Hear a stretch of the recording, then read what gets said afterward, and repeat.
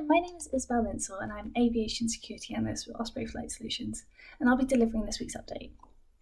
In terms of the COVID-19 pandemic, we continue to see a number of countries either resuming commercial flight operations, be that domestic only or international as well, or make plans to resume flights over the coming weeks and months. However, we have also seen examples where second waves of COVID-19 infections have resulted in the reimposition of travel restrictions. An example of this is in Melbourne, Australia, where a localised outbreak of infections in the state of Victoria has resulted in the reinstatement of restrictions.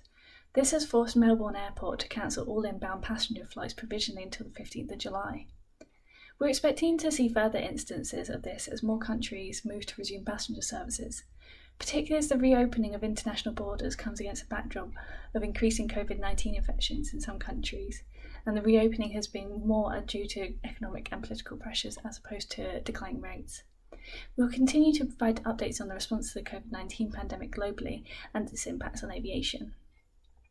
From a conflict zone overflight perspective, we continue to report rocket attacks in Iraq, namely targeting the Green Zone and Baghdad International Airport.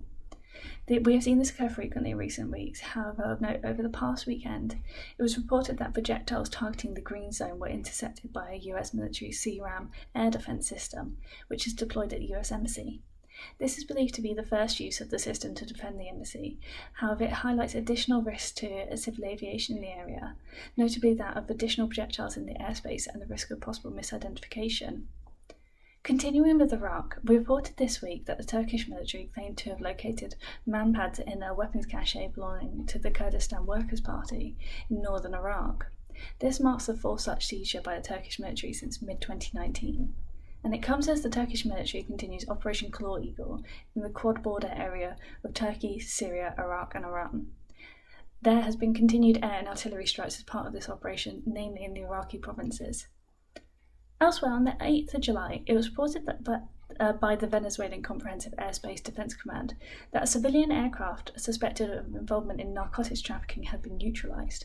While it's unclear what is exactly meant by the term neutralised, it highlights the risk of overflight of Venezuela due to the presence of Venezuelan military forces, who have previously demonstrated capability and intent to use fighter jets to target in-flight civilian aircraft suspected of illegal activity, for example, narcotics trafficking. This further highlights the importance of ensuring that flight plans are correctly filed for these areas. We've also seen further developments with regards to licensing concerns emanating from Pakistan. We'll be issuing an alert on this soon, which will include updates such as Pakistan International Airlines reportedly terminating the employment of at least 52 employees for varying reasons, but including fraudulent licenses. This also comes as reports that EASA is seeking third country operators suspend Pakistani pilots from operating whilst the licensing checks are ongoing. Thank you for listening. Please sign up to our LinkedIn page to receive further updates as well as our free Osprey Open platform.